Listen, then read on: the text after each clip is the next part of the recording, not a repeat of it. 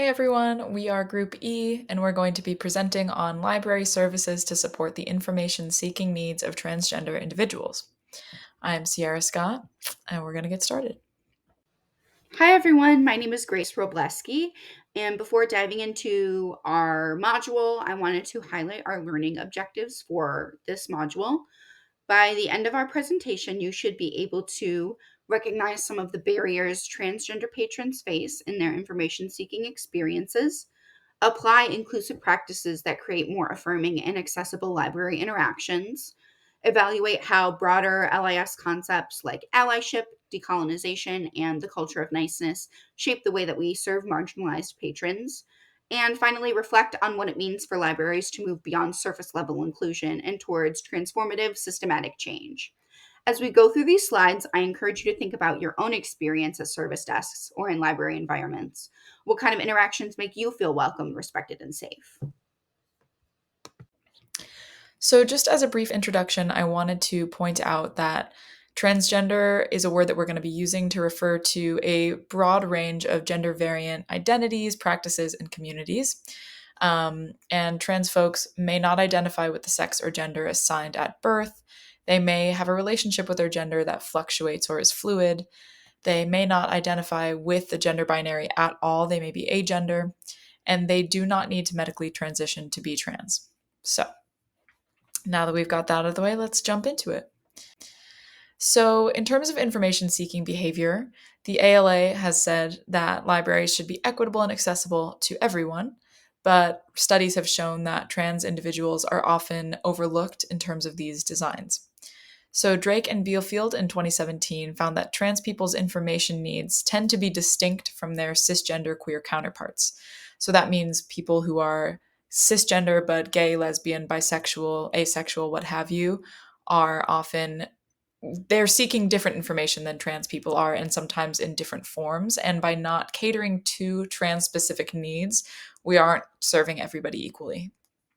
So the most frequently reported requests, according to Drake and Beafield in 2017, by trans people for what they wanted defined in libraries but often did not, is recent trans literature, so both fiction and nonfiction, trans inclusivity in non-discrimination policies of the libraries themselves, gender neutral single stall bathrooms that they don't need a key to enter because often that requires interfacing with library workers, and trans people are not often sure that they're going to be treated with respect and dignity. And then an easy process to be able to change their preferred name remotely on their library card or what have you, again, without having to come face to face with someone who might be rude or worse. So, additional information needs that trans people often look for, are social aspects of trans life. So, a lot of the time, trans people are seeking information on other trans folks' experiences so that they can compare and contrast. Sometimes they want to better understand their own identities and just have general information on what it means to be trans and the history of being trans. They also want to know how to talk to family and friends about themselves. So, how to effectively, quote unquote, come out to the people in their lives and maintain these relationships and with honesty and integrity. Again, trans people also don't have to come out to their relatives, but they often seek that information anyway. So, um, trans inclusive collections, according to, again, Drake and Bealfield, are very important. And they found that the most common information deficits in public libraries, as reported by trans people who were seeking these things but could not find them, were related to health. So things like medical, mental, and even spiritual health, sort of kind of, esoteric things like that. Legal information, so recent changes to the legal status of trans people, or just, general news in that regard. Things about name changes, again, medical transitioning, things like that. And then also just kind of, again, current events, political, advocational information. So trans inclusive community groups, information on recent political happenings and opportunities for advocacy and community. There are also, again, so as I've discussed, we've been talking about the specific needs of trans people. Um, it has been said and it has been found that trans people often have sort of less linear, quote unquote, again, coming out journeys than their cis counterparts. So there tends to be less of a strict, okay, I'm trans now and my life is me as a trans person. There tends to be a longer journey in that. So often trans people are seeking information on this ongoing fluid transition, which may or may not be happening. So, librarians don't need to be subject experts on things like this, but they should, first of all, be just open and polite and, you know, willingly showing how they advocate for trans people. And they should also be able to point trans patrons in the direction of other relevant information if their library does not have it. The other thing that I think is really important to consider with trans information seeking needs is privacy. Trans folks don't often feel super comfortable seeking information publicly for some of the reasons we've already discussed. People are not always happy to be interacting with trans people. They may deny them information, they may harass them. So it is really important for trans people to have access to computers, to the internet, to be able to seek information that they might not find physically in a library space, or they might not feel comfortable looking for in a library space. I also did not write this here, but it's important to mention that in a few of the studies which we've cited here, a lot of trans people didn't actually feel that comfortable going to the library at all, or even feel that the library had relevant information for them. So it's really important to provide other avenues of information seeking that is not just go to the stacks and find something. But that said, to have things clearly marked in the stacks themselves to say this is where you can find books about XYZ can help trans people navigate without always having to go up to someone and ask for what they might be afraid to ask for. That said, those staff should be very approachable, and if staff are comfortable, trans staff are comfortable being out, that can be a helpful thing. And trans people do often come across, identity related information serendipitously, which means that when they are browsing, they might find things that they haven't ever heard of before. They might come across terms that they didn't know they could use to describe themselves. So again, having things that are clearly demarcated and allow for this private browsing are very important. And lastly, I will just say that trans patrons, as we've discussed, have a lot of unique information needs that other populations may not have. But at the end of the day, they're just like any other patron. They are looking for any kind of information, and it's our job to give it to them. So these are just some ideas on how to think about what the thought process might be, what kinds of information trans people might need that others may not, and how we can advocate for that. Trans needs are not always identity related, which I just said. And also remember to just treat everyone with courtesy, respect, and kindness. Thank you so much.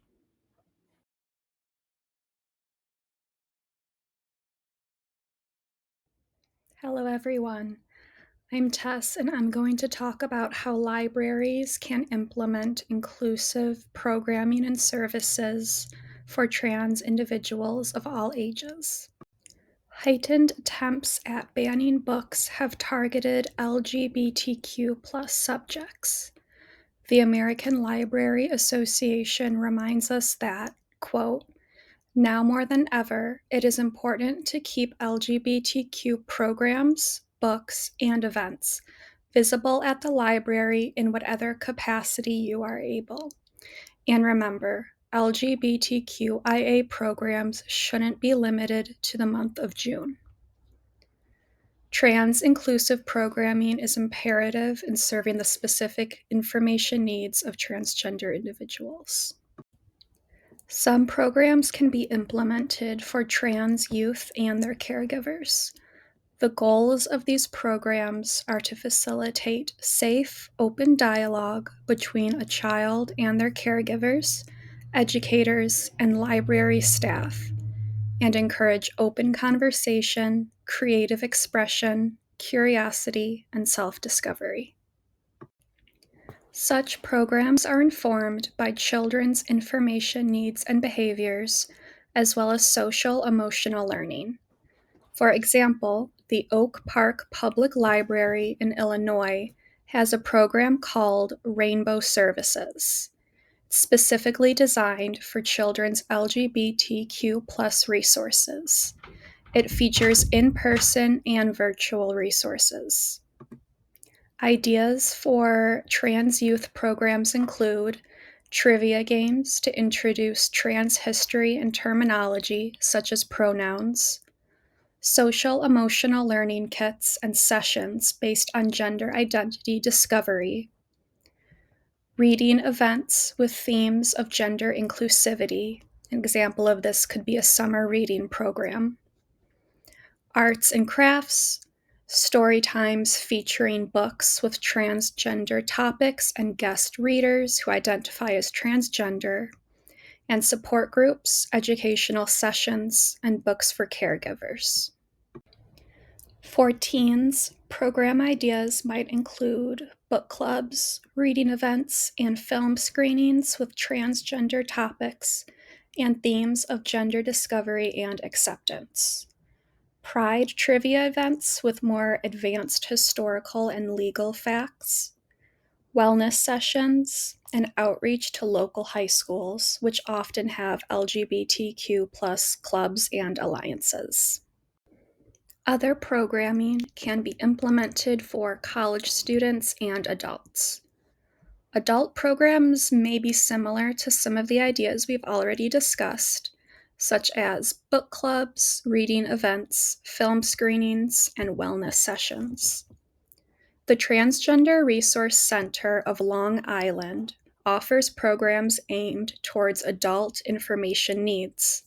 Some of these can be adopted in the library, such as workshops on vital record change. This assists transitioning individuals who want to change name and gender markers in records and documents, and sessions focused on transgender healthcare.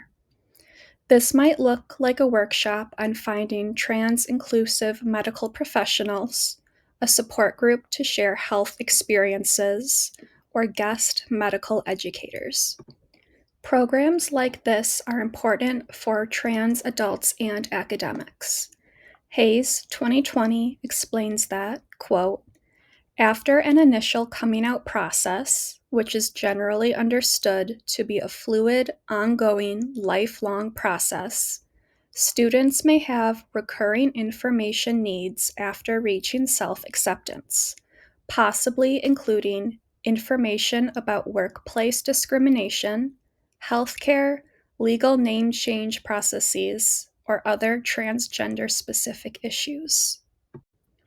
As librarians, we can better serve the information needs of trans patrons with intentional collaborative programming.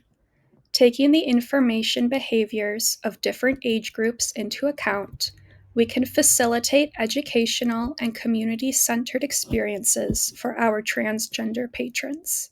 Thank you.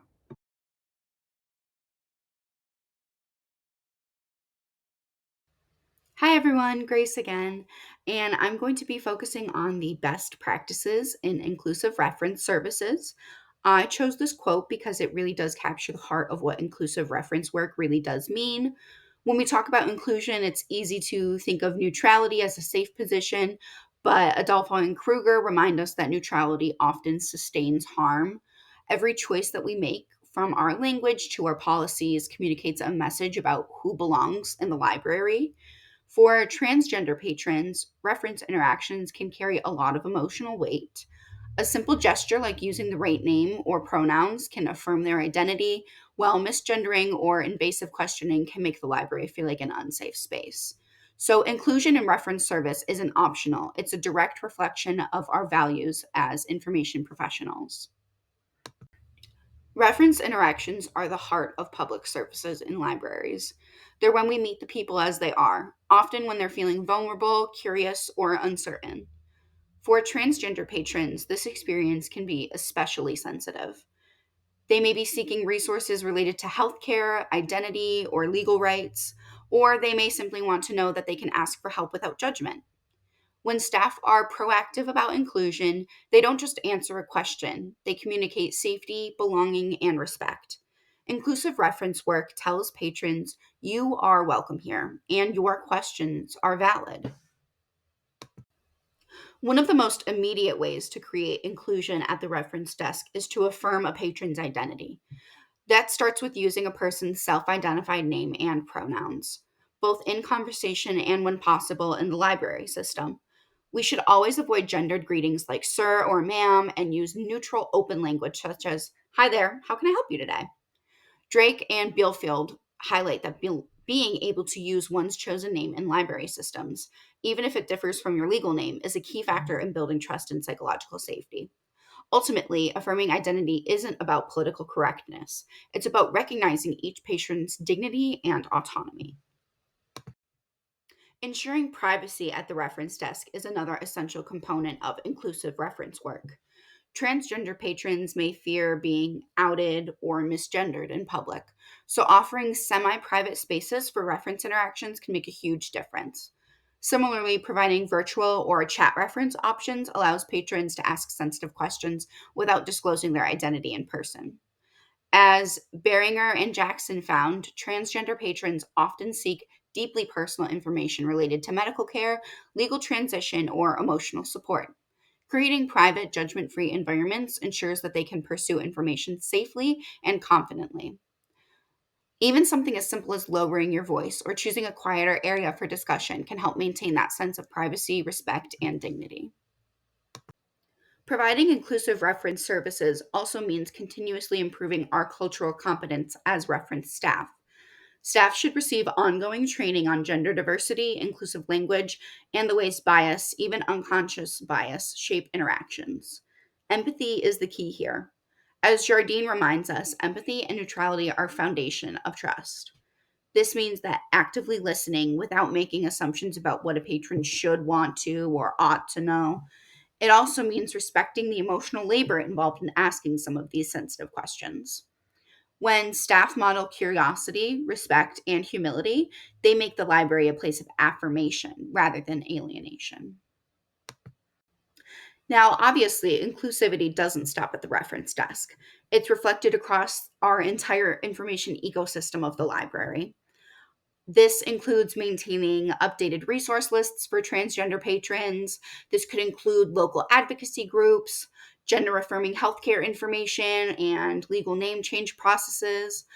Libraries can also collaborate with LGBTQ plus organizations, community centers, and campus resource offices to expand their network of support available to its patrons.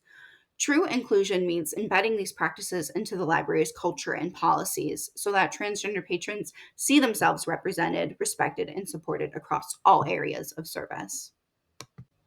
So, to summarize the main points from this section, use affirming names and pronouns in every interaction, protect privacy and confidentiality for all patrons, commit to continuous learning about gender diversity and inclusive practices, and finally, foster community partnerships that extend inclusion beyond the library walls. Inclusive reference services are not just about doing what's right, they're about creating an environment where everyone feels like they belong. When we approach every patron with empathy and respect, we strengthen the library's role as a true space for safety, learning, and connection.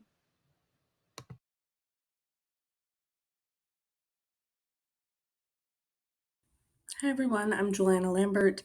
For my part of the presentation, I'll be talking about how library policies can help create safer and more inclusive spaces for transgender patrons. Specifically, I'll focus on policies that protect privacy, support personal safety, and ensure that names and pronouns are always respected.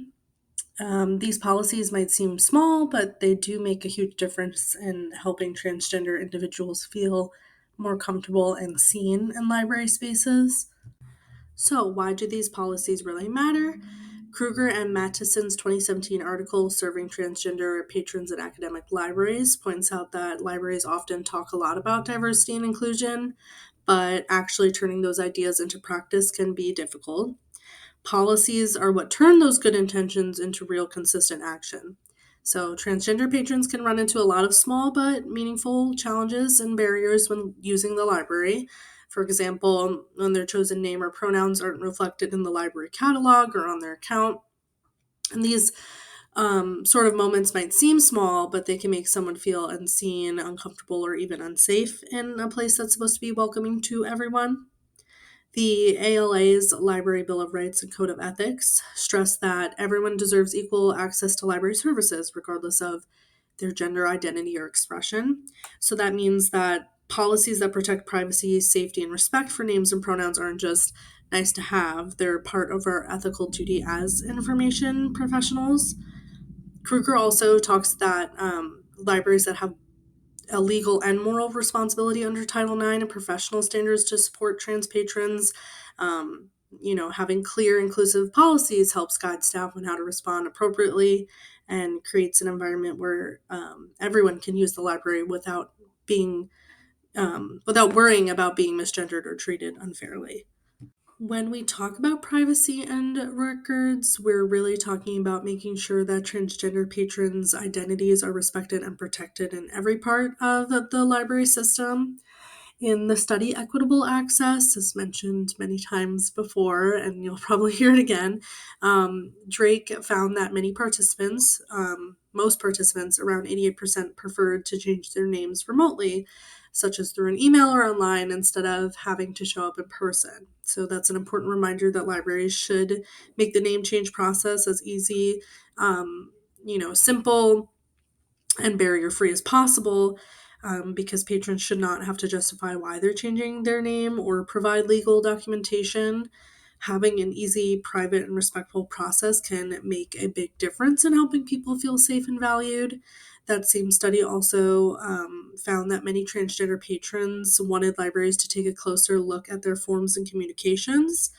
For example, removing gender titles like Mr. or Miss, or allowing people to self-identify rather than forcing them into limited options. So, as I said earlier, that even small changes like this go a long way towards building trust and creating a more comfortable experience for everyone. For non-binary patrons, especially, removing gender titles from all library communications was seen um, to be very important to feeling respected. Some libraries have already started using the gender neutral title mix, MX, yeah, pronounced mixed, as an alternative. So that's a simple step, but it's one that calls for awareness and inclusion. And finally, protecting privacy also means that making sure staff can handle identity information with care. So staff shouldn't use a title or a name that isn't listed in the system, and no patron's legal name or gender should ever be displayed or shared without consent. So together, these practices, protecting confidentiality, honoring chosen names and pronouns, and rethinking forms and procedures, helps libraries create spaces where every patron feels safe and respected. One of the easiest but most important ways libraries can be inclusive is by respecting every patron's chosen name and pronouns. According to Drake, transgender non binary patrons feel more comfortable and welcome when their names and pronouns are used correctly. Misgendering or using someone's old or legal name can make a space that's supposed to be very safe feel unwelcoming. Libraries can make this easier by including fields for chosen names and pronouns in their systems so that this information shows up correctly on library cards, emails, hold slips, and other public records. Um, this also might seem like a small change, but this is a big difference in how patrons experience the library. And staff also sets the tone for this. So when librarians introduce themselves with their pronouns, it normalizes sharing this information and helps patrons feel comfortable doing the same. So adding pronouns into staff training and events reinforces respect across the whole library. So as Drake notes, respecting names and pronouns is not just about forms, it's about creating an environment where patrons can trust that their identity will always be honored. When we think about inclusion in libraries, it really needs to start early, even with our youngest patrons. According to Payne and Raleigh's School Library Journal article, kids start noticing gender long before we expect them to. By around 8 months, they already show preferences for gender linked toys, and by age 2, they begin picking up and repeating the gender stereotypes they see around them. So that's why the words and materials we use during story time matter so much. Simple changes like saying friends or young readers instead of boys and girls can help every child feel included. Some librarians have even started using gender neutral language in songs and rhymes or switching pronouns in stories to show that anyone can be the main character or the hero. Payne and Raleigh also mentioned libraries that are rethinking how they present gender altogether. For example, they're creating book displays that break stereotypes and sharing stories like Juliana's a mermaid to spark conversations about identity and acceptance. So even small choices like offering pink trucks, um, neutral dolls during playtime help send a message that all forms of play are welcome. And it's really about creating a space where every child and family feels comfortable and seen. To wrap up my part, what we've really seen is that inclusion starts with action. Strong intentional policies around privacy and name or pronoun use can help make sure transgender patrons can use the library safely and confidently.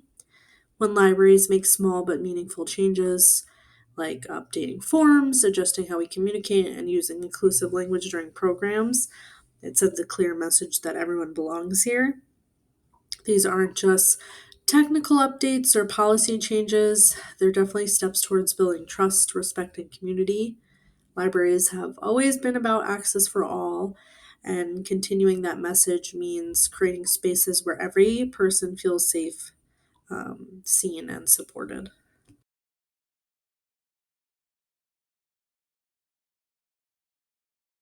Hello, my name is Ronan, and I will be discussing collection development policies for transgender individuals. So, as mentioned prior in this presentation, there are many frequently requested additions to accessible library materials that many transgender patrons identify wanting.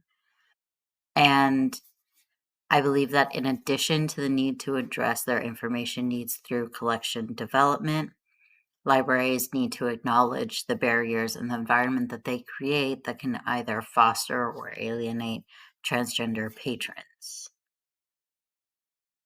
As a sort of case study, we'll be looking at the Trans Accessible Libraries Initiative. This was a project originally started in 2020 by Julie Lusinger, Kobe Condry, and Clark Pomeroy as an initiative to assess the University of North Texas libraries for transgender inclusion. This assessment of their library was used to then improve collection development and library services to better address transgender people and hopefully increase the use of libraries by this population. To identify the needs of transgender patrons, Lusinger, Spencer Corrales, and Jennifer Rowe began a needs assessment through the Texas Gender Project.